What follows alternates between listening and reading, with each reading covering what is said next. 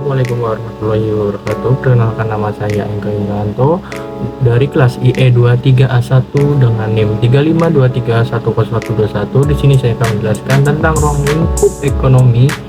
Tentang ruang lingkup ilmu ekonomi terdiri dari 4 bagian. Yang pertama, tentang definisi ilmu ekonomi.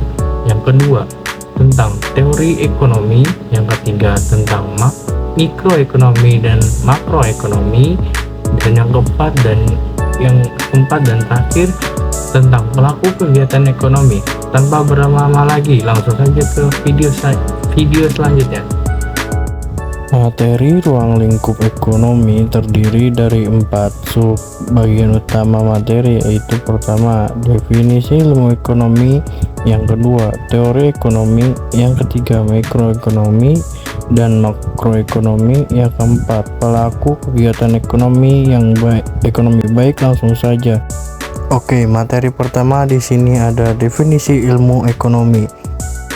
Menurut ahli Profesor Paul A. Samuelson, ilmu ekonomi merupakan suatu studi mengenai individu-individu dan masyarakat dalam membuat pilihan dengan atau tanpa penggunaan uang, dengan menggunakan sumber-sumber daya yang terbatas, tetapi dapat digunakan dalam berbagai cara untuk menghasilkan berbagai jenis barang dan jasa serta mendistribusikannya untuk kebutuhan konsumen sekarang dan di masa datang kepada berbagai individu dan golongan masyarakat.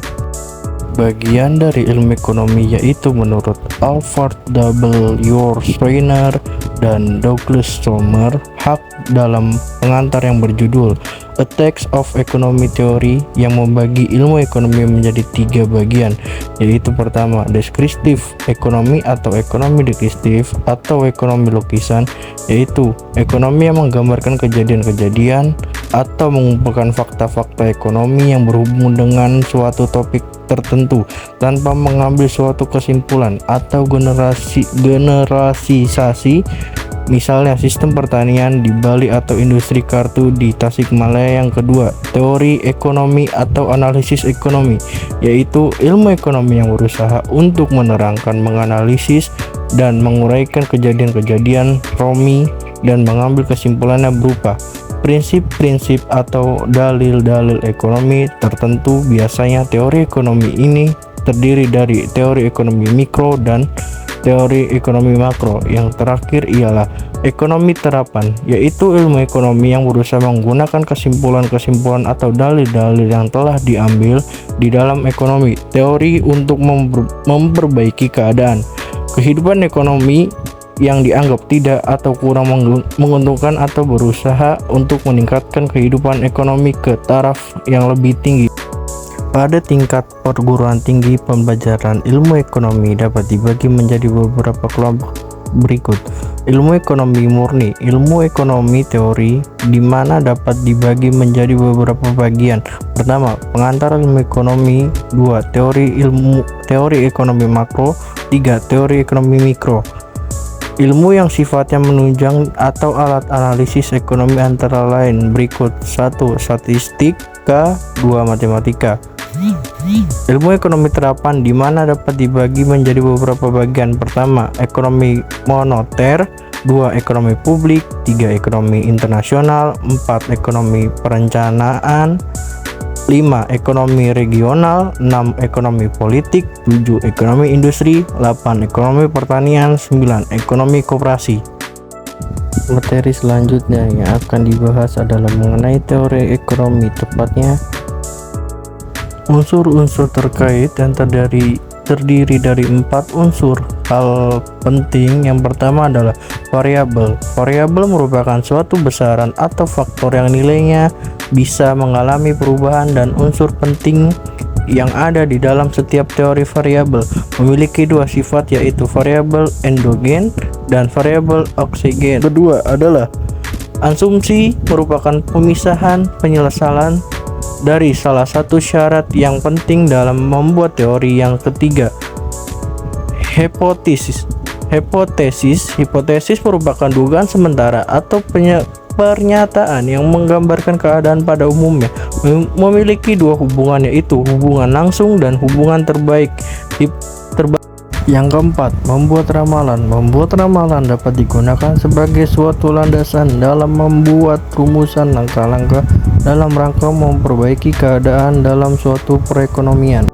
Selanjutnya, mengenai mikroekonomi dan makroekonomi. Mikroekonomi, teori ekonomi mikro analisis dapat dibuat berdasarkan pemikiran antara lain sebagai berikut. Pertama, kebutuhan dan keinginan manusia jumlahnya sangat tidak terbatas. 2. Kemampuan dari faktor produksi dalam menghasilkan barang dan jasa untuk memenuhi kebutuhan dan keinginan masyarakat sifatnya terbatas.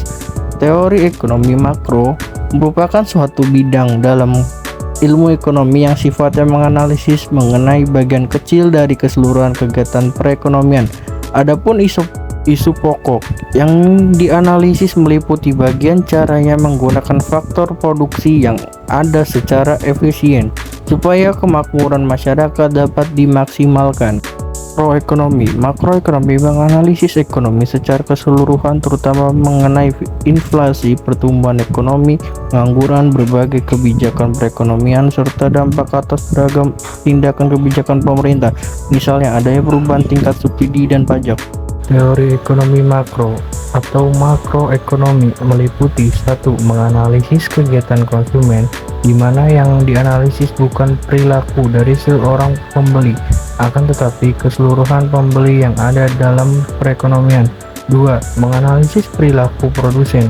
Hal ini yang dianalisis bukan perilaku seorang produsen saja, melainkan kegiatan keseluruhan produsen yang ada dalam perekonomian tersebut. Nah, setelah mempelajari makroekonomi dan mikroekonomi, dan di sini bab terakhir, bab 4 adalah pelaku kegiatan ekonomi. Adapun the three most important, yang pertama, rumah tangga. Sektor ini menyediakan tenaga kerja, barang, modal, kemampuan skill, kekayaan alam yang dimiliki, dan harta tetap lainnya. 2. Perusahaan. Kegiatan mereka dalam perekonomian ialah mengorganisasikan faktor produksi yang tersedia dengan sedemikian rupa dengan tujuan supaya kebutuhan rumah tangga akan barang dan jasa dapat memproduksi dengan baik. 3. Pemerintahan. Badan departemen pemerintah yang mengatur bagaimana penanaman modal. Bank sentral, dalam hal ini Bank Indonesia, pemerintah daerah atau TNI atau Polri dan sebagainya.